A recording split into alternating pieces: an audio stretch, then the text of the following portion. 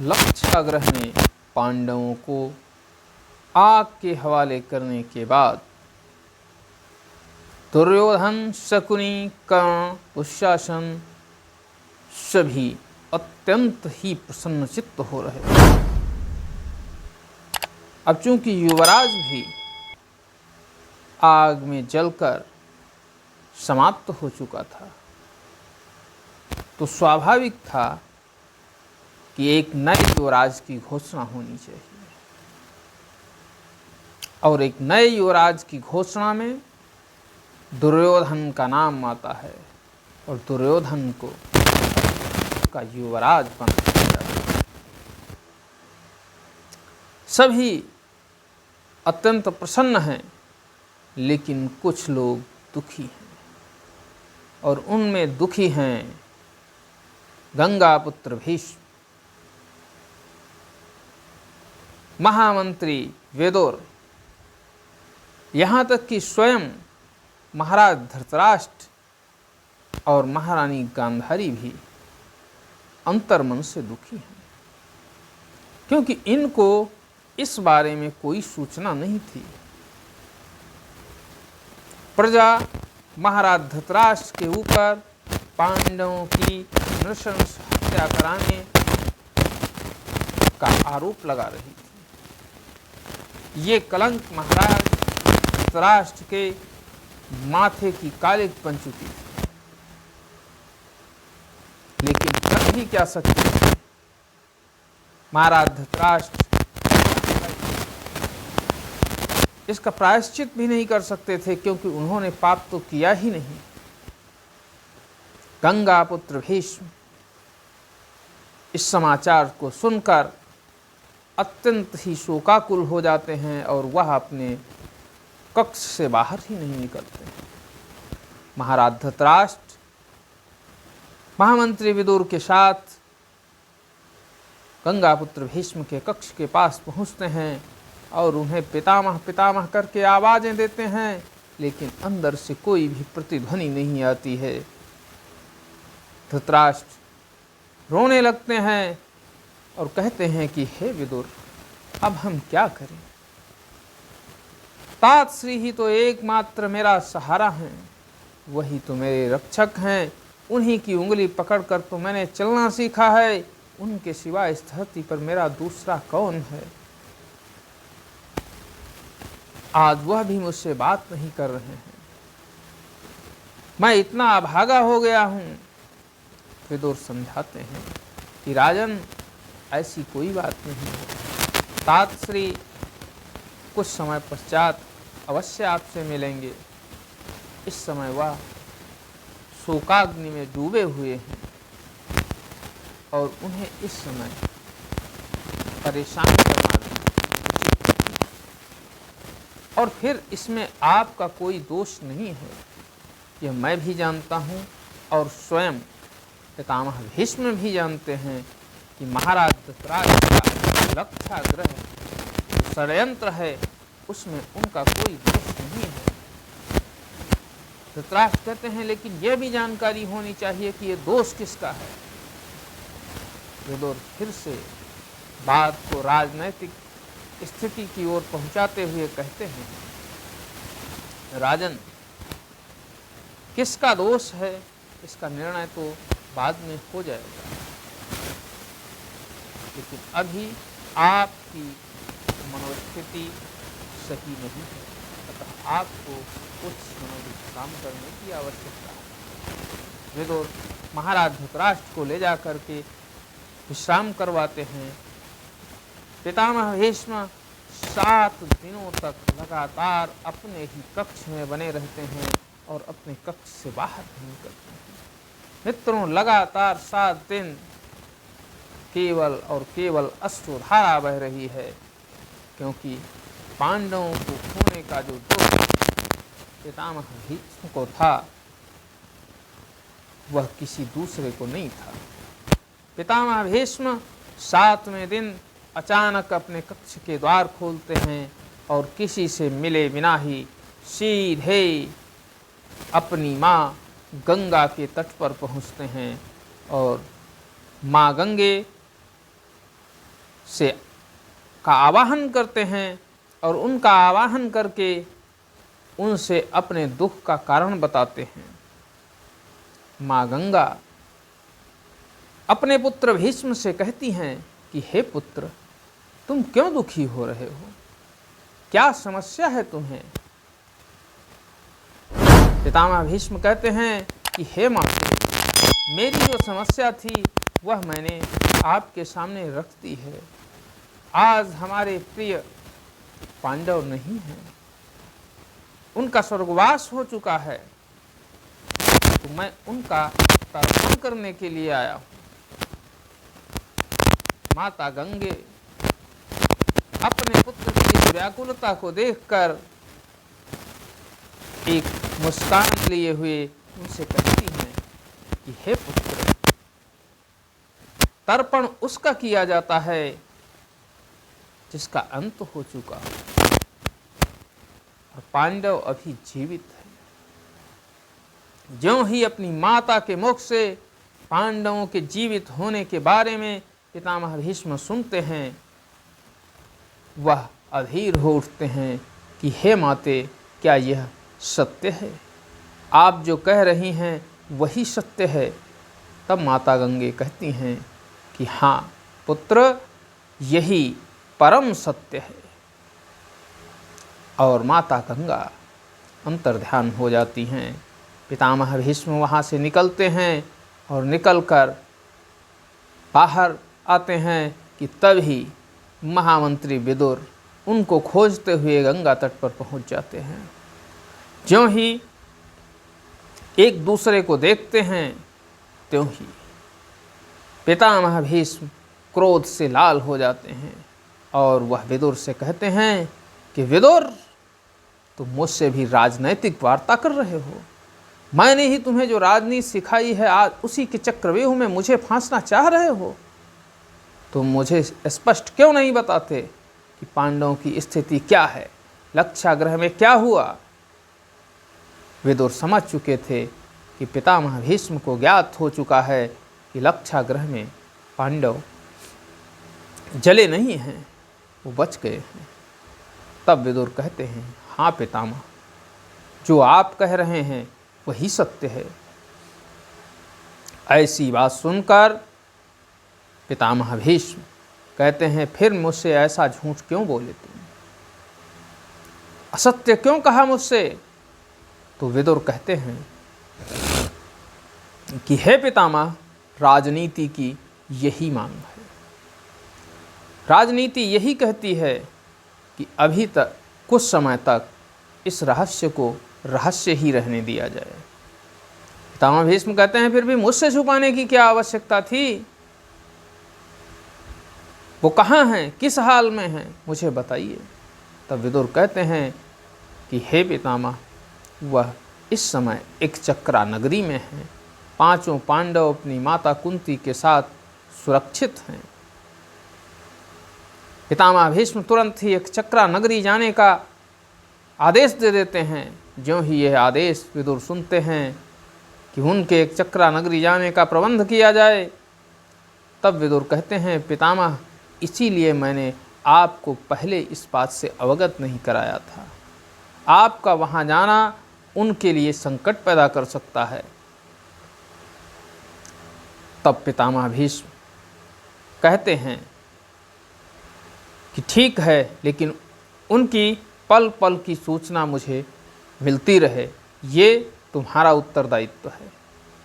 मित्रों, इधर तो ये असमंजस की स्थिति हस्तिनापुर में चल रही थी। एक चक्रा नगरी पहुंचने से पहले पांडवों को किस भीषण परिस्थिति का सामना करना पड़ा, आइए हम उसके बारे में भी चर्चा करते हैं। तो जब पांडव लक्षागृह से निकलकर कौरव सैनिकों से बचते हुए नदी पार करके घनघोर जंगल में से गुजर रहे थे, अभी उनकी बहुत ज़्यादा दूरी हस्तिनापुर साम्राज्य से नहीं थी, लेकिन चलते चलते माता कुंती और सहदेव दोनों लोग थक चुके थे। ऐसी स्थिति में अब उनसे और ज़्यादा आगे चला नहीं जा रहा था। जब वो लोग रुक गए तो धर्मराज युधिष्ठिर ने कहा कि हे माते, अभी हमारे पास विश्राम करने का समय नहीं है। हम हस्तिनापुर की सीमा से बहुत ज़्यादा दूर नहीं निकले हैं। किसी भी समय कोई भी गुप्तचर हमारे भेद को जान सकता है कि हम लक्षागृह में जले नहीं हैं, बच गए हैं। इसलिए हमें इसको रहस्य ही रहने देना चाहिए और हम सबको प्रस्थान करना चाहिए, विश्राम नहीं करना चाहिए। तब माता कुंती विश्राम न करके चलने के लिए कहती हैं, लेकिन नकुल का, उनका सहदेव का ध्यान आते ही वो कहती हैं कि हे पुत्र, कुछ भी हो जाए लेकिन मेरा सहदेव अब आगे जाने में असमर्थ है, वो व्याकुल है और मैं अपने पुत्र को इस स्थिति में चलते हुए नहीं देखना चाहती। तब भीम कहते हैं कि मैं ऐसा कब कह रहा हूँ माताश्री, हम तीनों चलते हैं और आप विश्राम भी कर लीजिए। क्यों ही ये बात अन्य सुनते हैं तो अर्जुन और युधिष्ठिर भी कहते हैं कि यह कैसे संभव, क्या हम माताश्री और अपने दोनों अनुजों को यहाँ छोड़कर आगे प्रस्थान करेंगे, ऐसा कैसे संभव हो सकता। तब भीम कहते हैं मैंने ये कहाँ कहा कि माताश्री और दोनों अनुजों को छोड़ दिया जाए। तो माता कुंती ने कहा फिर तुमने क्या कहा। तो भीम ने कहा कि हे माता, मुझे इतना सारा भोजन देकर मेरे भाइयों और स्वयं आपने जो बलिष्ठ बनाया है उस बल का उपयोग कब किया जाएगा। भीम माता कुंती को और अपने दोनों अनुजों को अपने कंधों पर बिठाकर चलने लगते हैं। युधिष्ठिर और अर्जुन भीम के अगल बगल चल रहे हैं। मित्रों, ये दृश्य उस दृश्य से कम नहीं दिख रहा है जिस दृश्य में पवन पुत्र हनुमान जी ने भगवान श्री राम और लक्ष्मण को अपने कंधे पर बिठाकर महाराज सुग्रीव से मिलाने ले जा रहे थे। मित्रों, आज दूसरे पवन पुत्र भीमसेन अपनी माता और अपने अनुज नकुल और सहदेव को अपने कंधों पर उठाकर द्वापर युग में जा रहे हैं। जब कुछ मील का रास्ता तय हो जाता है तो माता कुंती आदेश देती हैं कि अब चाहे भले ही मेरा रहस्य क्यों न खुल जाए, लेकिन अब हमें विश्राम करने की आवश्यकता है। रात्रि हो चुकी है, अब हम रात्रि के समय कुछ क्षण के लिए विश्राम अवश्य करेंगे, जिससे तुम्हारी भी थकान दूर हो जाएगी और इन अनुजों की भी, हमारे छोटे पुत्रों की भी। जब ऐसी स्थिति आती है तो माता का आदेश पूर्णतः सिरोधार्य होता था पांडवों के लिए। माता का वाक्य ब्रह्म वाक्य होता था, क्योंकि माता ही प्रथम गुरु होती है और माँ के द्वारा जो भी शब्द कहे जाते हैं वह किसी न किसी तरह से हमारे जीवन के लिए सार्थक ही होते हैं, शुभ फलदायक ही होते हैं। मित्रों, ऐसी स्थिति को जब धर्मराज युधिष्ठिर देखते हैं तो वह माता के आदेश को मानते हुए वहीं विश्राम करने लगते हैं। 4 पांडव युधिष्ठिर, अर्जुन, नकुल, सहदेव और उनकी माता कुंती जो कि विश्राम करती हैं और सो जाती हैं। लेकिन भीमसेन अभी भी बैठे हुए हैं, क्योंकि उनके ऊपर उनकी रक्षा का दायित्व है और यह दायित्व उनको किसी ने सौंपा नहीं है, बल्कि वह अपना कर्तव्य समझ रहे हैं। और जिस भी परिवार में प्रत्येक व्यक्ति अपने कर्तव्य का निर्वाह कर लेता है, वो परिवार कभी भी किसी भी कितनी भी पीड़ा से गुजर जाए क्यों ना व्यथित नहीं होता है, क्योंकि आपसी सौहार्द, आपसी प्रेम ही उनकी प्रसन्नता, उनकी खुशी का सूचक होता है। आपत्तियां आती रहती हैं, समस्याएं आती रहती हैं, मनुष्य उनसे निकलता रहता है, लेकिन मनुष्य व्यतीत तब हो जाता है जब उसके अपने उस पर विश्वास नहीं करते हैं और उसे अपनों पर विश्वास नहीं रह जाता है। सहोदर भीम, अर्जुन और युधिष्ठिर थे। नकुल और सहदेव उनके सौतेले भाई थे, लेकिन सभी भाई उन भाइयों को सर्वाधिक प्रेम करते थे। माता कुंती भी नकुल और सहदेव को ही अपने 5 पुत्रों में सर्वाधिक प्रेम करती थी। यही वात्सल्यता, यही ममता एक माँ के अंदर होती है। आज जब हम बात करते हैं कि कुछ माताएं हैं क्योंकि अपने सौतेले पुत्र के साथ द्वेष करती हैं, उसे पराया समझती हैं, उन्हें माता कुंती से सीख लेनी चाहिए कि कोई सौतेला नहीं होता है, पुत्र पुत्र होता है। और सिर्फ जन्म देने से ही पुत्र नहीं होता है, पुत्र ममता से होता है, पुत्र प्रेम से होता है, पुत्र पालने से होता है। इसलिए हमें कभी भी अपना और पराया पुत्रों में भेद नहीं करना चाहिए। मित्रों, अंगराज कर्ण को भी जन्म तो राधा ने नहीं दिया था। अधिरथ उसके वास्तविक पिता तो नहीं थे। भगवान कृष्ण को भी जन्म तो माता यशोदा ने नहीं दिया था। नंद बाबा भी तो उनके वास्तविक पिता नहीं थे, लेकिन फिर भी उन्होंने कभी ऐसा ज्ञात नहीं होने दिया कि वह उनके वास्तविक पिता नहीं। मित्रों, इस तरह का जो संदेश माता कुंती के चरित्र से झलकता है, और ये जो संदेश है यह उनके देवकन्या होने का प्रमाण है। उन्होंने सदैव नकुल और सहदेव को अपने बड़े पुत्र युधिष्ठिर, भीम और अर्जुन से ज़्यादा प्रेम किया है। विश्राम होता है, लेकिन उस विश्राम में रात्रि के समय माता कुंती जग जाती हैं और वो भीम को देखकर कहती हैं कि हे पुत्र, तुम अर्जुन से कह दो, वह कुछ देर उठकर सुरक्षा में बैठ जाएंगे और तुम भी विश्राम कर लो। तो भीमसेन कहते हैं कि हे माता, ये मुझसे कैसे हो सकता है? मैं अपने अनुज से अपनी निद्रा के लिए उसे कष्ट कैसे दे सकता हूँ? ये मेरा बड़े भाई होने का अपमान होगा। अनुजों की हर तरह से सुरक्षा करना बड़े भाई का दायित्व होता है, और मैं अपने दायित्व से विमुख कैसे हो सकता हूँ? तब माता कुंती कहती हैं कि हे पुत्र, तुम अपने ज्येष्ठ भ्राता युधिष्ठिर को जगा दीजिए और उनसे कहिए कि वह कुछ क्षण के लिए बैठ जाएं और तुम विश्राम कर लो। तब भीम कहते हैं कि हे माता, वह हमारे ज्येष्ठ भ्राता हैं, और वह अनुज ही क्या जो अपने ज्येष्ठ भ्राता को कष्ट दे अपने विश्राम के लिए? मैं इतना तो गिरा हुआ नहीं हूँ, इतना तो नीच नहीं हूँ। इसलिए आप विश्राम करें और मैं आपकी सुरक्षा में जागृत अवस्था में बैठा हुआ हूँ।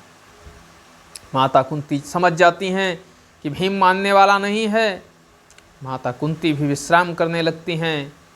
मित्रों, इधर इनका विश्राम चल रहा था और दूसरी तरफ भी एक घटना घटित हो रही थी, और वह घटना घटित हो रही थी उस वियावान जंगल में, उस वियावान अरण्य में, जिसमें कि एक दैत्य निवास करता था, और उस दैत्य की एक बहन थी जिसका नाम था हिडिंबा, और उस दैत्य का नाम था हिडिंब। हिडिंब, इनकी सूंघने की शक्ति बहुत ज़्यादा होती है, तो उसे मानवों की सुगंध मिली, और जो ये राक्षस होते हैं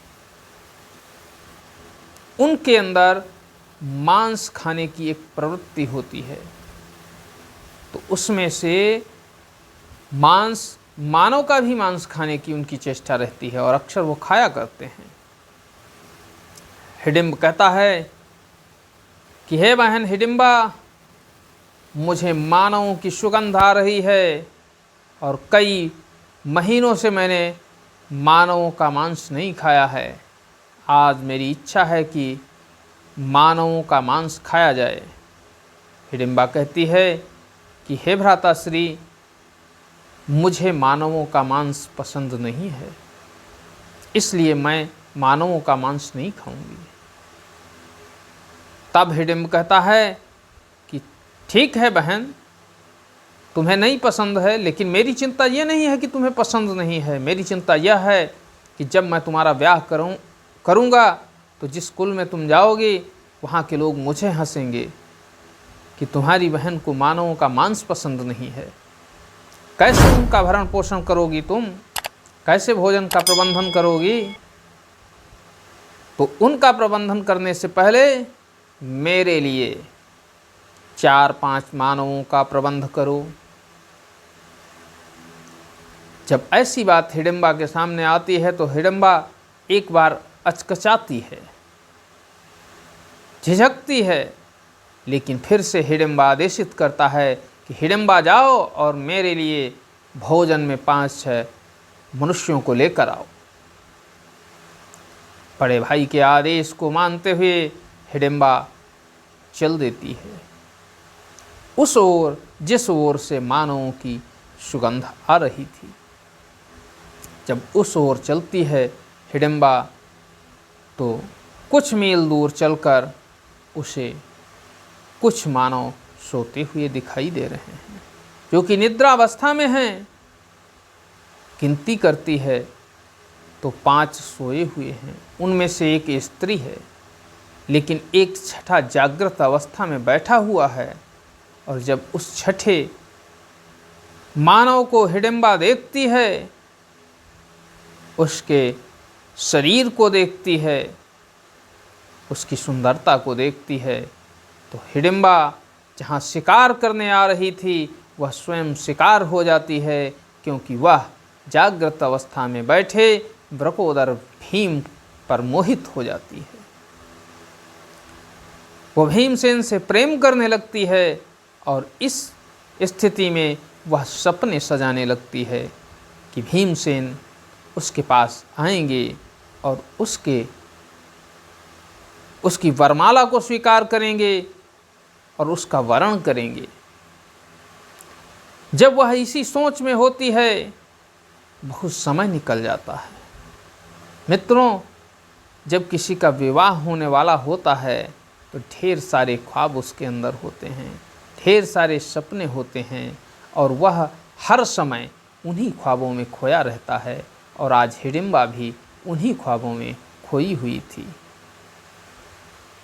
जब वह सपनों में भीम को देख रही थी और भीम के साथ अपना जीवन किस तरह से निर्वाह करेगी उसके बारे में सोच रही थी, इस बीच बहुत समय हो जाता है। जब हिडिंबा को वहाँ नहीं पाता है तो वह कहता है आखिर हिडिंबा रह कहाँ गई, इतना ज़्यादा समय उसे क्यों लगा?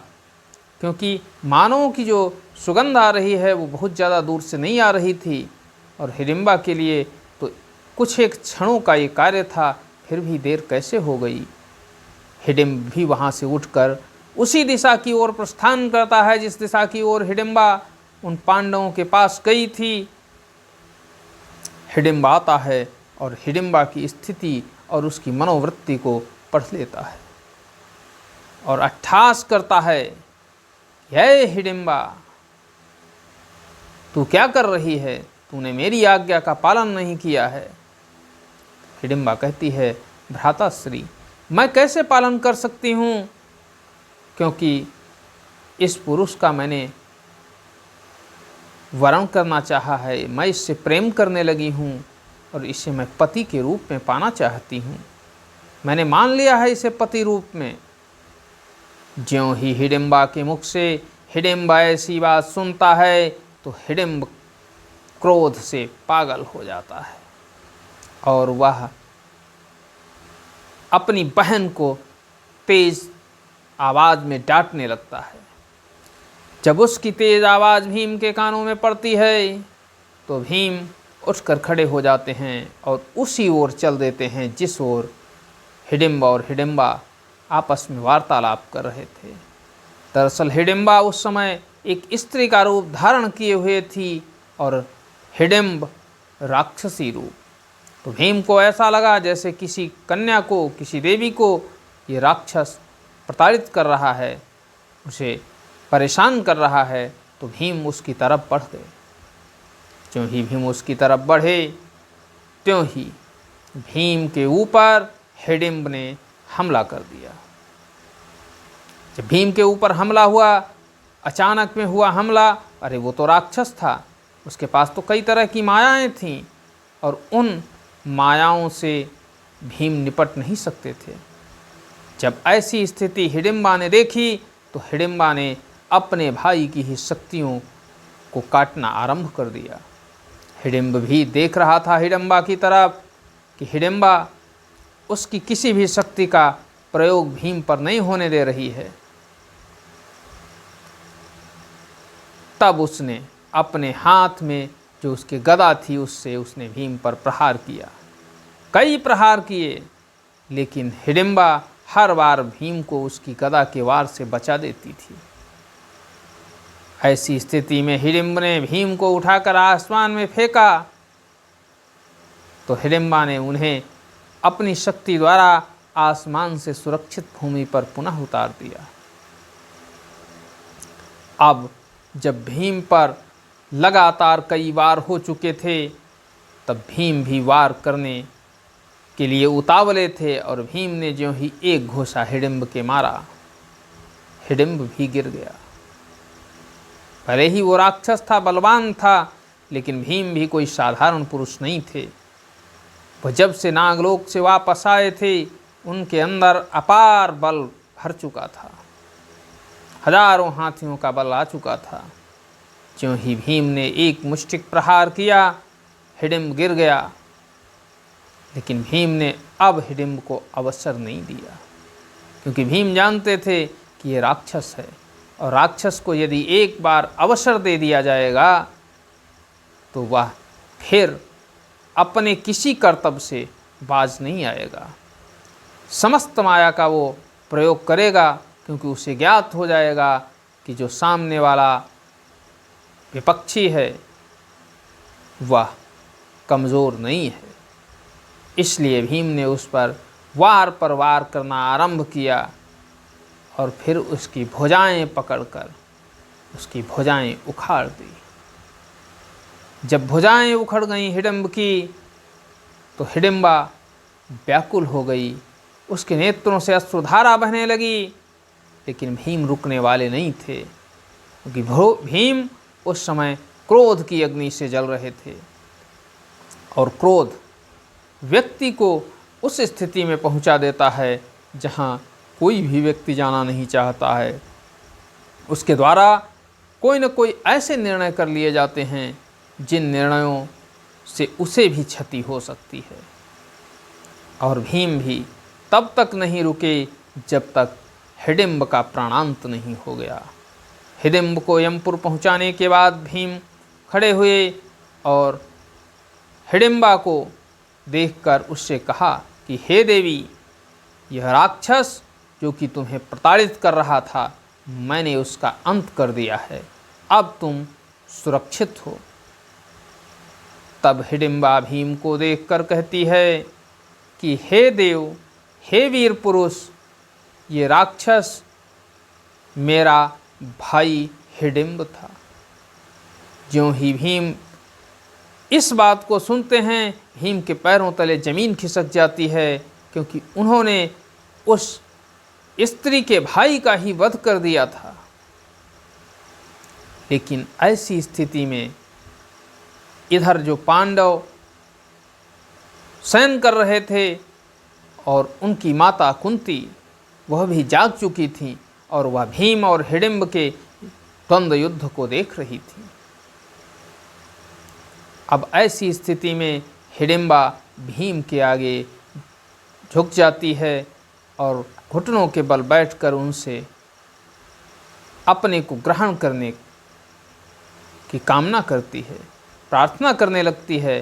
भीम पीछे हट जाते हैं, लेकिन तब तक माता कुंती आ जाती हैं वहाँ अपने अन्य 4 पुत्रों के साथ। माता कुंती ने आते ही अपने पुत्र, वीर पुत्र भीम से कहा कि तुम कुशल तो हो भीम? भीम कहते हैं, हाँ माता, मैं ठीक हूँ।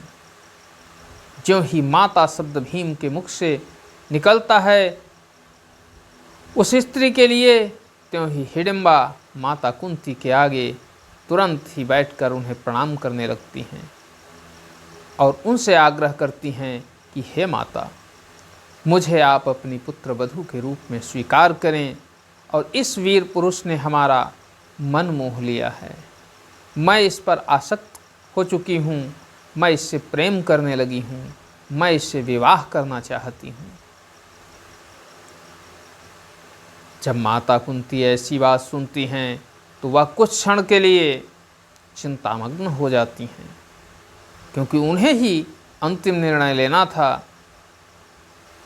सहदेव जो कि सबसे छोटे थे, लेकिन ऐसे थे कि कब क्या मजाक कर दें कोई पता ही नहीं। सहदेव ने व्यंग कर दिया, भैया, मझले भैया, जोड़ी तो अच्छी है, जमेगी। अब भीम सहदेव की तरफ दौड़े, लेकिन सहदेव भागकर पुनः अपनी माता कुंती के पास आ गए। सहदेव की अनुमति मिल ही चुकी थी, अब मुहर लगनी ही बाकी थी। तभी धर्मराज युधिष्ठिर ने भी समर्थन किया और कहा कि सहदेव सही कह रहा है, लेकिन हे देवी, मेरे भ्राता भीम आपके साथ तो नहीं रुक सकते। जब ऐसी बात कहते हैं धर्मराज युधिष्ठिर, और यदि तुम मेरी अनुज वधू हो जाओगी तो तुम्हारी सुरक्षा का भी दायित्व तो मेरे ऊपर होगा। तब हिडिंबा कहती है कि हे माता,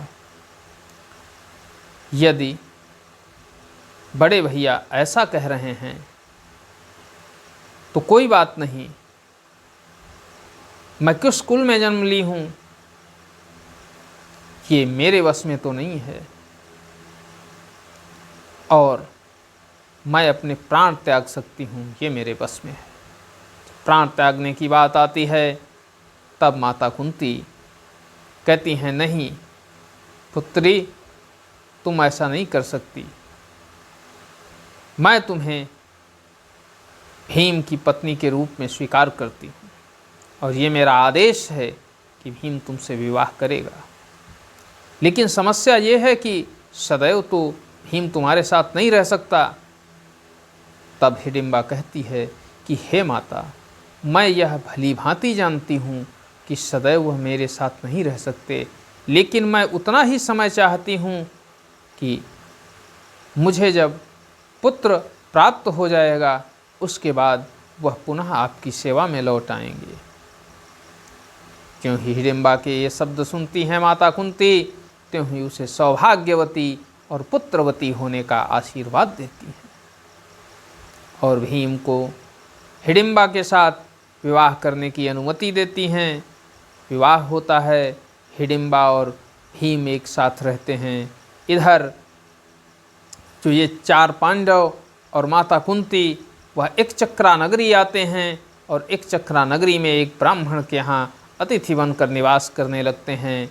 उधर भीम के एक पुत्र उत्पन्न होता है और वह पुत्र कोई सामान्य पुत्र नहीं होता है। महाभारत में हाहाकार मचाने वाला वह पुत्र, बलशाली पुत्र भीम का घटोत्कच होता है। और घटोत्कच का जो ही जन्म होता है त्यों ही हिडिंबा अपने पुत्र को देखकर उससे कहती है कि हे पुत्र, इतना शीघ्र तुम्हें आने की क्या आवश्यकता थी? तुम्हारा आगमन एक अशुभ संकेत है, क्योंकि तुम्हारे आगमन से तुम्हारे पिताश्री के पलायन का समय आ गया है, तुम्हारे पिताश्री के गमन का समय आ गया है, और तुम्हारे पिताजी का गमन मतलब मेरे लिए सबसे बड़ा सुख है। जब हिडिंबा और अपने पुत्र घटोत्कच से ऐसी बातें कर रही होती है, तभी भीमसेन आते हैं और कहते हैं, क्या वार्ता हो रही है माता और पुत्र के बीच? पिता को भी कुछ बताया जाएगा, मुझे भी कुछ जानकारी दी जाएगी, क्योंकि घटोत्कच का तो जन्म ही अभी हुआ था। इसलिए हिडिंबा कहती है कि हे स्वामी, मैं ये कह रही थी कि तू इतना जल्द क्यों आ गया इस धरती पर, क्योंकि इसका आना और आपका जाना दोनों का संयोग है, और अब आपके प्रस्थान करने का समय आ चुका है, और मैं उसी विरह से व्याकुल हूँ। तब भीम हिडिंबा को ढांढस बंधाते हैं और कहते हैं कि हे देवी, ये प्रकृति का नियम है, कब कौन किसके साथ रहता है, कब नहीं रहता है, और हमारा आपका इतने समय तक का ही संयोग था, संबंध था, और ये जो संबंध है वो युगों युगों तक चलेगा। जब तक मेरा नाम रहेगा तब तक हिडिंबा मेरी पत्नी रहेगी, और पूरी दुनिया उसे याद करती रहेगी। हिडिंबा एक बार पुनः भीमसेन के मुखमंडल की ओर देखकर उनसे कहती है कि हे स्वामी, क्या आप अपने पुत्र को भी तो अपने साथ नहीं ले जाएंगे? तब भीमसेन कहते हैं कि हे देवी, पुत्र पर सबसे पहला अधिकार उसकी माता का होता है, क्योंकि पुत्र के प्रति जो माता की ममता होती है वो किसी के पास नहीं होती है। पुत्र के लिए माता ही उसका ईश्वर होती है। इसलिए मैं पुत्र कैसे ले सकता हूँ, आपसे पुत्र कैसे ले सकता हूँ, ये कैसे संभव है? लेकिन हाँ, अपने कुल को ध्यान में रखते हुए मेरे पुत्र को धर्म के मार्ग पर चलने का अनुकरण कराना, उसके द्वारा अधर्म न किया जाए, लेकिन अपनी समस्त विद्याओं से उसे सुसज्जित भी करना, जिससे मुझे गर्व हो कि घटोत्कच मेरा पुत्र है। आश्वासन देती है हिडिंबा, और भीम वहाँ से प्रस्थान करते हैं एक चक्रा नगरी के लिए, जहाँ पर चारों पांडव भोजन के लिए बैठे हुए हैं। मित्रों, आज के लिए बस इतनी ही। और एक चक्रा नगरी में किस तरह से भीम के द्वारा एक और दैत्य का वध किया जाता है, और अर्जुन के द्वारा कैसे पांचाल नरेश की पुत्री पांचाली का वरण किया जाता है मत्स्य भेदन करके, इन कथाओं के बारे में हम आपको पहले बता चुके हैं। अब आगे की घटनाओं के बारे में अगले दिन जिक्र होगा। आज के लिए बस इतना ही। वीडियो यदि पसंद आया हो तो उसे लाइक करें, चैनल को सब्सक्राइब करें, साथ ही साथ शेयर करें और कमेंट करें। हमें बताएं कि क्या छूटा है, क्या अधूरा रहा है, क्या अपूर्णता रही है। हम उसको पूर्ण करने का हर संभव प्रयास करेंगे। धन्यवाद मित्रों। जय हिंद, जय भारत, नमस्कार।